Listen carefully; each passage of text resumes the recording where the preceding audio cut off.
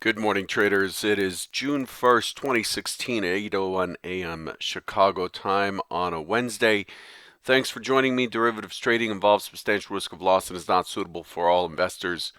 Past performance is not indicative of future results. There's a lot going on overnight, but the overall market sentiment, seeing as oil is down, gold is up, bonds, tens, euro treasuries are all slightly up. Nikkei down, and the DAX, FTSE, CAC are all down. The sentiments favoring towards risk aversion this morning. The market's a bit shaken by the China May PMI figures. The figures came in line, but they're still showing 15 months of contraction in China, but also that the payroll numbers are pretty poor. And then on to top that off, the PBOC set the yuan midpoint at the lowest level since 2011. Japan's capital spending is up 4.2% year on year versus 2.4, yet not seeing an improvement in inflation. The Prime Minister Abe has announced delaying a sales tax increase for 2.5 years again. Australia's GDP exceeded expectations at 1.1 versus 0.8%. Those are the key figures that have come in. There was plenty more overnight. I don't have the time to cover it here. Tons out of Europe. The Swiss GDP missed, and there are a bunch of manufacturing numbers out of Europe that just came out. You can always find those. But the overall sentiment, again, is to the sell side or to the risk averse side. And looking at today's calendar, we have the U.S. manufacturing PMI final for May at 8:45 Central, 9:45 Eastern. Looking for 50.5 on that number. At 9 o'clock Central or 10 Eastern, it's a half hour after the cash open. We're looking for U.S. construction spending, expecting 0.6%. And then at the same time, we're looking for U.S. ISM manufacturing, 50.4, and prices paid, ISM prices paid at 58.5. And as a reminder, the oil numbers are delayed because of the holiday on Monday. We're also looking for, it looks like we're looking for the beige book this afternoon at 1 Central, 2 Eastern. That's been a mover. That gave us a pretty volatile session, end of session, the last time it was released. So that's how things are shaping up. We're shaping up overnight. Let's have a look at what we expected yesterday. Let's switch to that. Here we go. This was the primary hypothesis yesterday. Yesterday's trader bite was a little bit longer because it was the beginning of the week.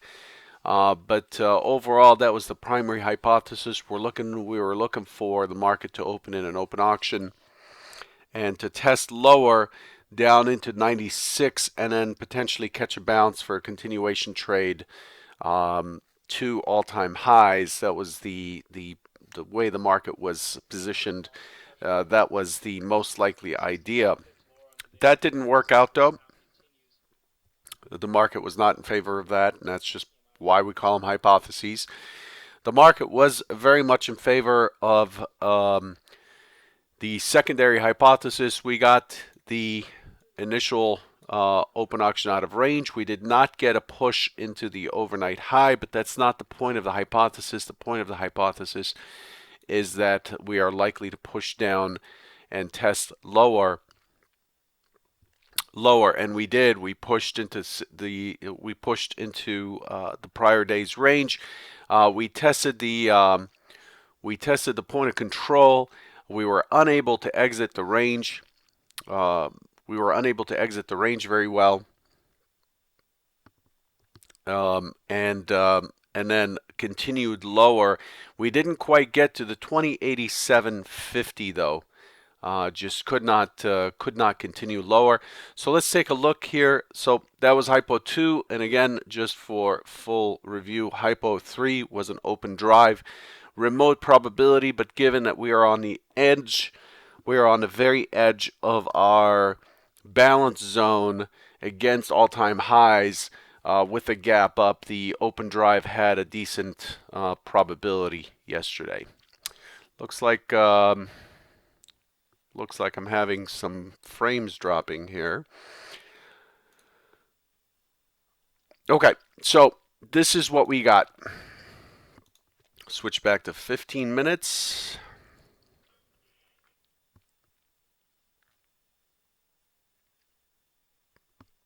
I want to remind everyone, because it got cut out, that derivatives trading is not suitable for all investors. Okay.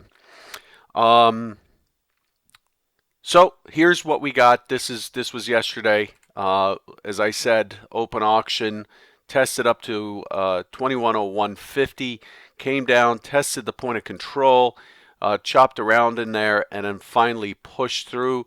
Our key target was 87.25 on Hypo 2, and it was attained right here. And then the market bounced off of 86, which was 5 ticks lower. The expectation was for it to continue lower, though. I was looking for it to test lower, and I'll show you why.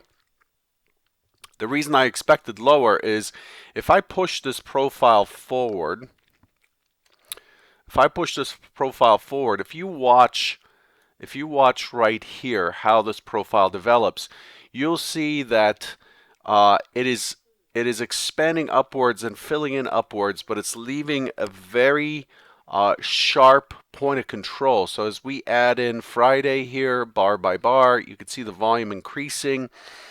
You can see that there's a sharp point of control and a ledge beneath it, and that ledge creates a very strong advantage to test lower, or a path of least resistance. So you can see the point of control for this did not move much at all.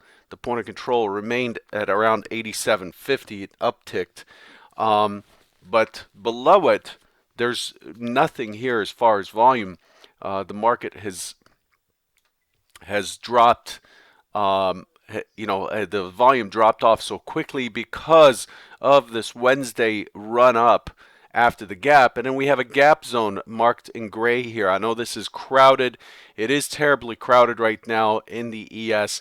We're trading the same levels over and over and over, but if I expand this out a little bit, you'll see that there's a gap zone right here with the gap mid at 79, and the gap goes from about 2080.75 down to 2077.25, and that's what we're shooting for today. We're looking for this low volume area to be breached and for the market to start working itself back down to 2076, 2075.50 or so. Okay, so that's the primary hypothesis, really. Let's readjust, clean that up.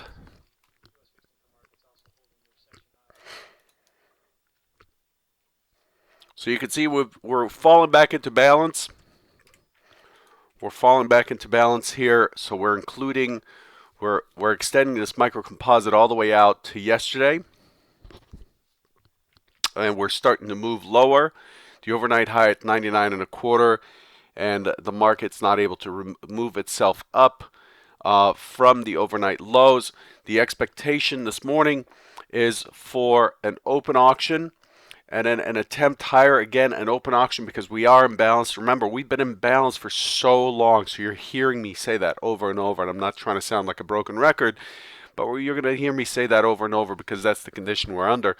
Open auction, and then I'm looking for some resistance, and I'm looking for the market to first test the 79, bounce back up, and then push through and get down into the 74.50.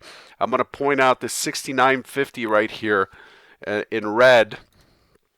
Very important area. This represents a cutoff point where I believe that the buyers will likely need to defend to continue to push prices towards the all-time high. 69.50 is key. I would not get long, I would not put on a strong long below there, at least on a second test. On an initial test, you might find that it rotates up 2-3 points on a test of that, but overall.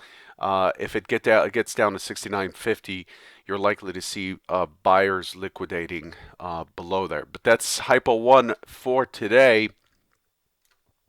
We're looking at an open auction, a test towards that 93, 94 area, and then looking for sellers to step in to push into the gap zone. 79 is a key target, and then the extended target 74.50, giving us about 15 points of range.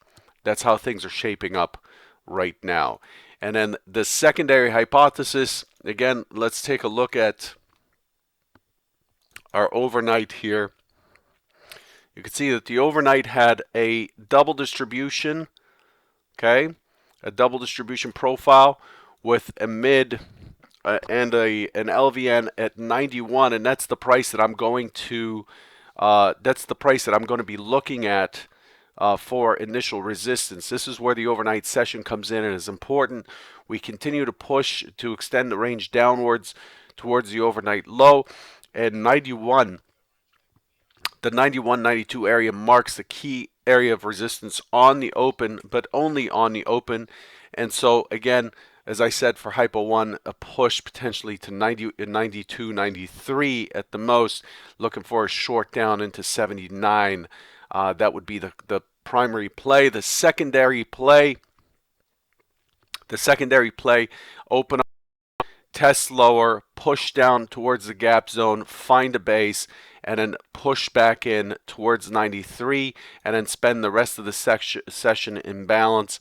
That's Hypo 2, and the reason for that is because we have to stick with what the overall trend is doing, and the overall trend is buying dips. As you can see here, we went through a gap zone after gap zone after gap zone, and as prices dip down, we have found buyers underneath these prices the last few times. So I'm looking for it to push lower, open, push lower, and then look to find buyers, and then get back into the 93 area, and then build its balance up here for the session until the beige book this afternoon.